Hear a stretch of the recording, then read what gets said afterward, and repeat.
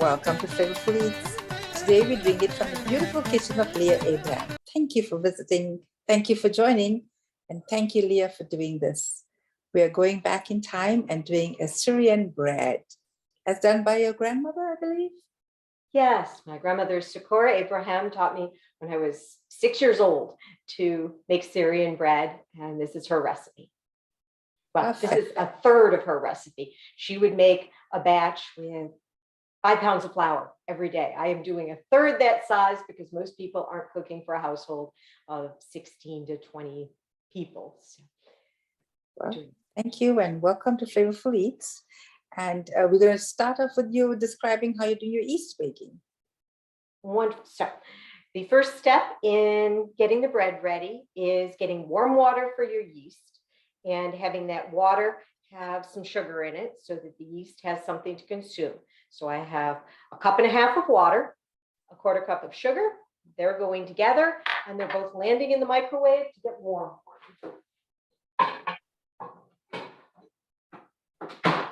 I have a thermometer that I like to use. 110 to 115 degrees is your target temperature for the water so that the yeast is warm but not roasted. It is warm to the skin. My grandmother Sukar Abraham used to be able to just touch the water and know when it was at the perfect temperature. I use a thermometer. Any cooking or candy thermometer is a fine thing to use. You just put it in your microwave, correct? Yes, I just use it in the microwave in order to get the water warm. Is that 110 degrees. I'm not going to use water out of the hot water heater. So I don't start with hot water. I just cold filtered water and then warming it up with the sugar in it in order to get the yeast started. The yeast uses sugar to bloom. Yes, it does. And we should say that, Leah is a engineer by profession. So you can see we need to have the tools. But people understand better why the steps of a cooking process happen when they know what's happening in the steps. We're at 98 degrees Fahrenheit. Oh, no, 102. So I need just a little more. Anywhere from 110 to 115 is fine. If you get up to 120, you will overcook the yeast and your bread will end up flat. So. Right, yes. You have to have it at the right temperature for the yeast to work. It is worth buying a thermometer too. Too hot, it kills it. Too cold, it won't work. I've got 112 degrees Fahrenheit water, so I am all set with my yeast. This is active dry yeast. A packet's worth is about 2.5 teaspoons if you're buying it in the little packets. I buy it in a big container, but you can just get rid of your thermometer and sprinkle gently on top. And you want the warmth to stay in with the yeast. So I'm going to take the cover that I'm going to use later on my bread and put the yeast aside, nice and warm for at least 5 and up to 10 minutes. Let it froth first. So it's 1 sachet. If anybody's looking for a packet, it comes in a small sachet of it, right? Yes. So in the grocery store, you'll find yeast in little packets that are about 2.5 teaspoons of yeast in each one, or you can find them in a jar.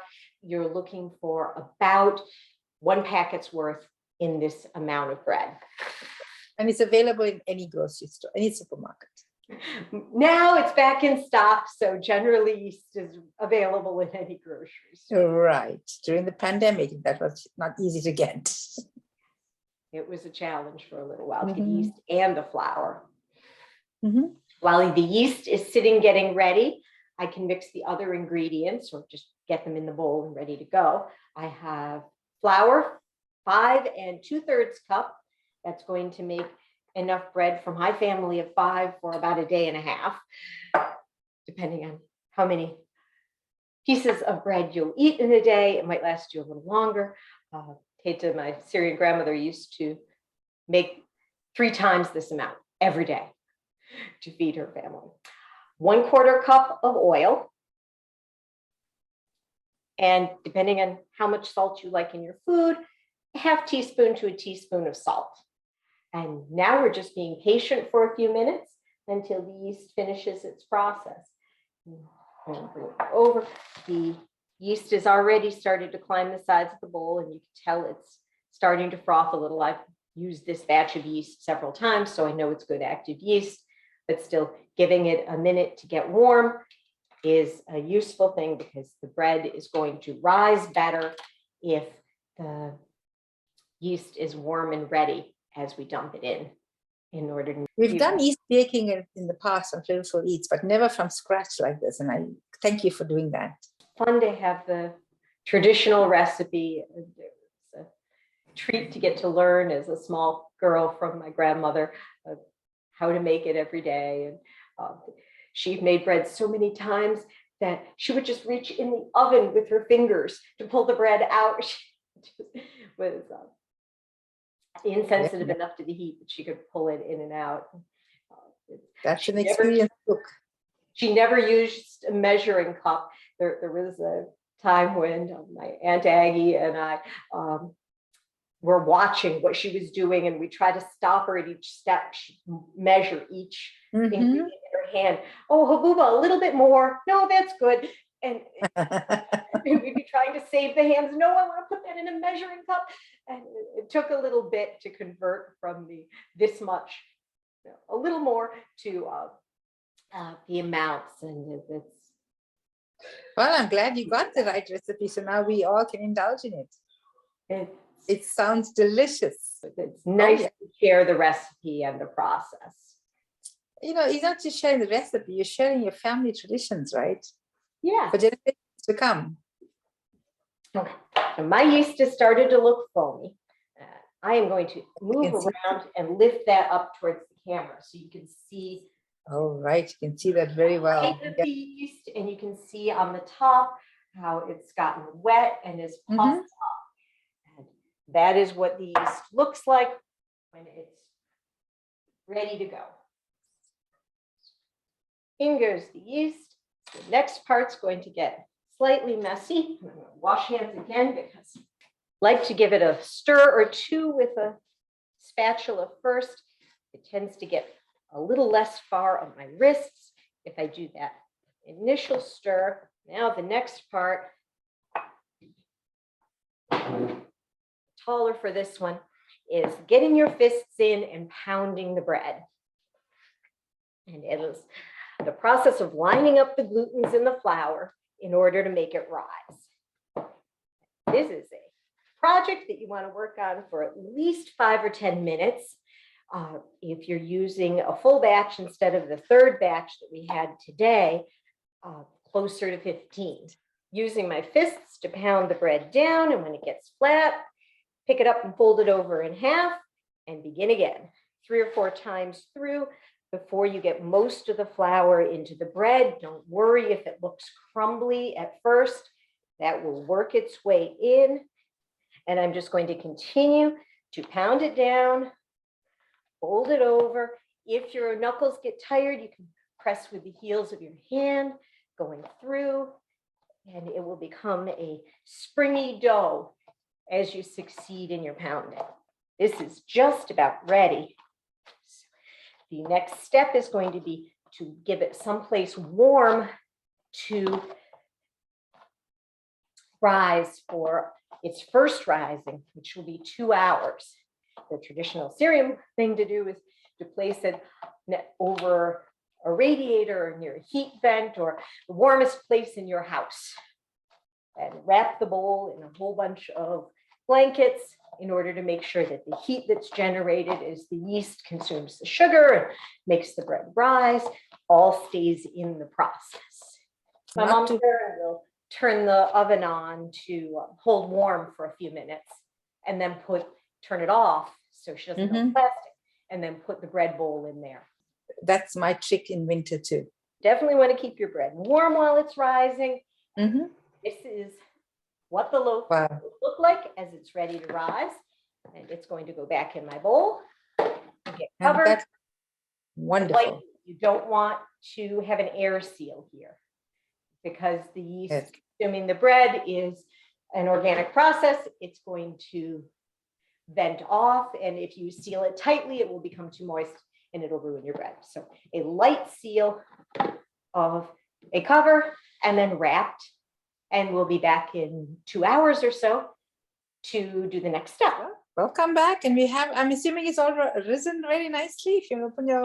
Yes. Here we have the bread all puffed up. Wow.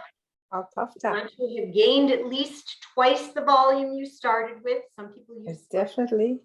So you want to have twice the volume you began with for the bread. And some folks like to use a clear tub so they can see it rising and will mark. I'm not quite that careful, but I have a clean tablecloth out in order to do the next step with the dough cutting. And I have some flour available in order to make sure everything doesn't stick.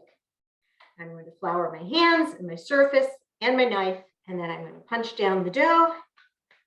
Wow, we can see that really risen well. Yes, it has come up quite a bit. And I'm going to make approximately 10 to 15 balls or buns out of this dough. And it's nice and warm. I've kept it near a heat source. So you want to make sure it stays nice and hot. For size, a piece this big, tangerine size, will give me a loaf about 6 to 8 inches. Okay, like a flattened bread, right? That's how you... When I get one of these balls ready, I am stretching it with my hands, pulling it around and tucking the edge in on the bottom. So the top is a nice smooth layer, and that is going to help later when we pound them down to discs before we bake them in the oven.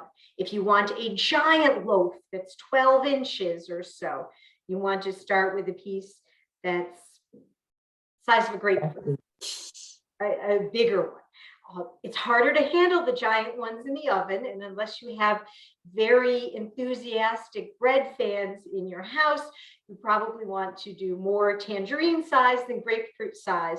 My son is a fan of the big loaves of bread, so I usually do 1 or 2 that are large ones. It's going to rise 2 more times. It's going to rise once as the balls or buns here on the table, and it is going to rise a second time after we pound it down to discs. And nice smooth top, tugging a little bit with the palms of your hands, tucking all those ends into the bottom, sealing that bottom as you tuck them around, and they're going to just sit not close enough that they rise into each other, but that they rise separately.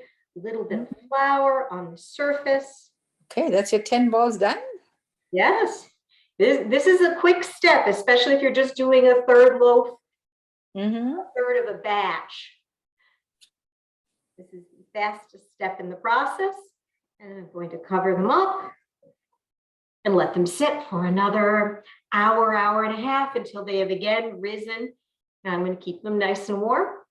And I'll be back in a little while to turn these into loaves. Sounds good. Be right back. Welcome back. Welcome back to Syrian bread baking. So let's see how our buns did. It's looking like it's risen quite a bit from the top. Can see that. There you go. This one was the grapefruit size, and I've now got a small melon there. Yes, you see that. Next part of the process is to generate the loaves. For each one of these buns, it has to get pounded down and out. I'm going to use my knuckles. Use the knuckles. Nice. Yes. Working around in circles.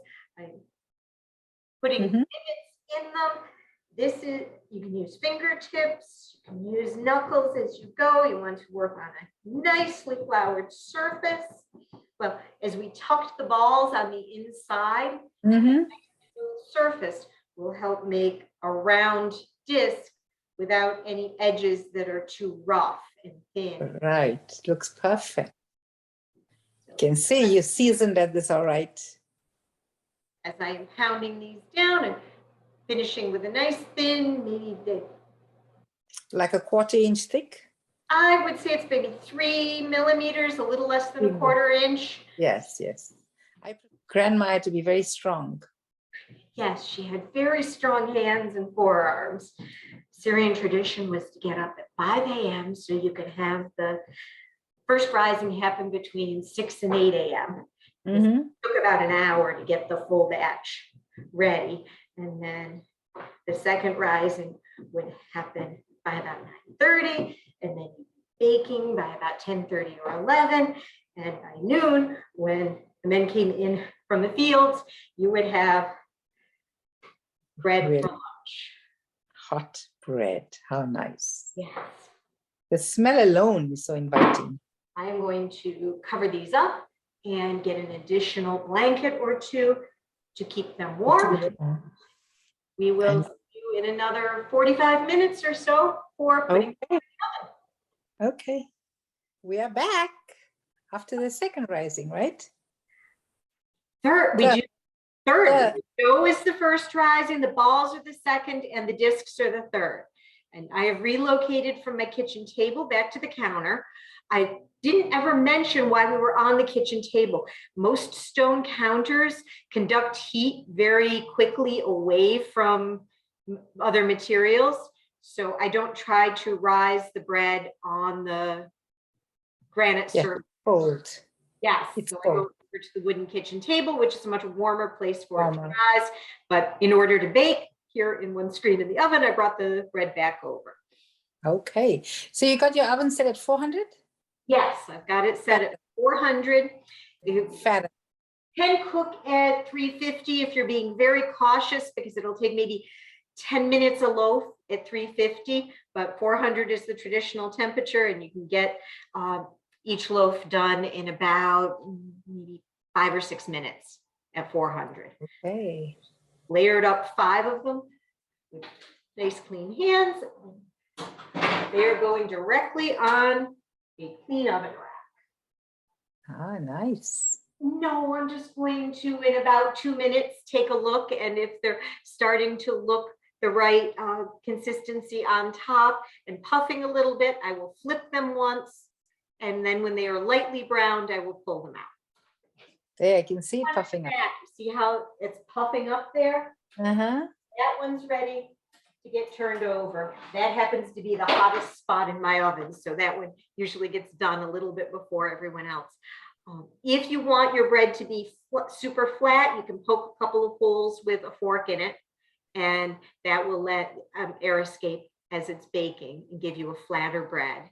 So how, like, to me from here, it looks like more or less done. What makes you, how do you know? Still, oh, there, I can get it good. This is still kind of light. Oh, so you want a little more dark. A little bit of a darker color on it. So I'm flipping them over to get the other side consistent and a lightly tanned color. There's a joy and tradition of being able to make something that has been made in your family for 100 years and that is steeped in tradition and is good, nourishing food that everybody can enjoy.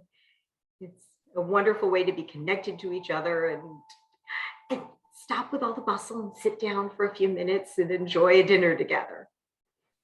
And, you know, we thank them with mindfulness for passing on these good traditions, right? Yes, yes. My grandmother did not have to take the time to come to my house and spend the time when I was 6 helping me bake and do it again with me a couple of years later. I remember Mrs. Deal, the home ec teacher, who was also a Syrian gal, got so excited when I was in her 7th grade home ec class, and she told us we had to make a project baking at home. And I said I could make Syrian bread. And she just lit up with glee and was thrilled that I could make that. So it's fun to be able to share those things.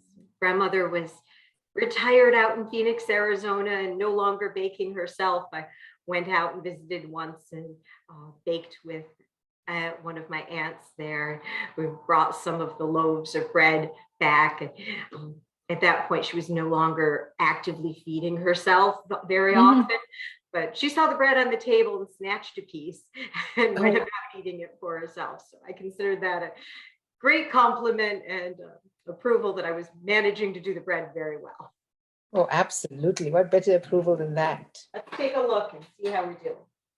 Ah, right. I see that. Done and ready to come out. I'll show you the color as soon as I get these guys flipped over one more time. Oh, that one's ready too.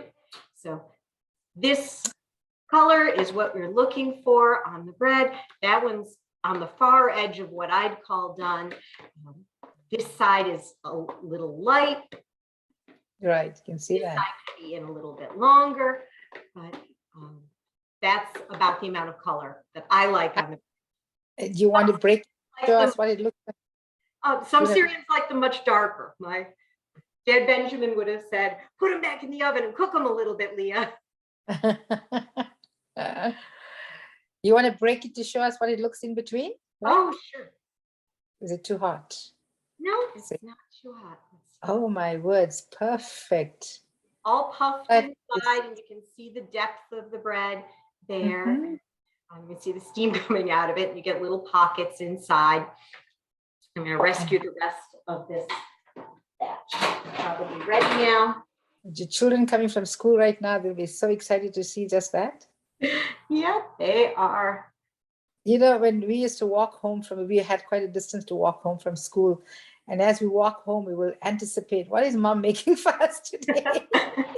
That's your batch done now? That is the second batch. So I have the first 5 loaves here out of the oven. And that's how they look for a whole loaf. And we saw the inside all puffy here. 2 of them are warm. Yeah, I know.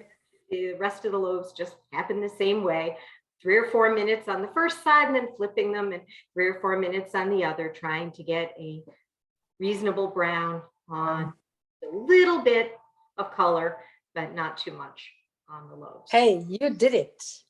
You've done a great job from start to end in presenting us the best Syrian bread that I can see from this end.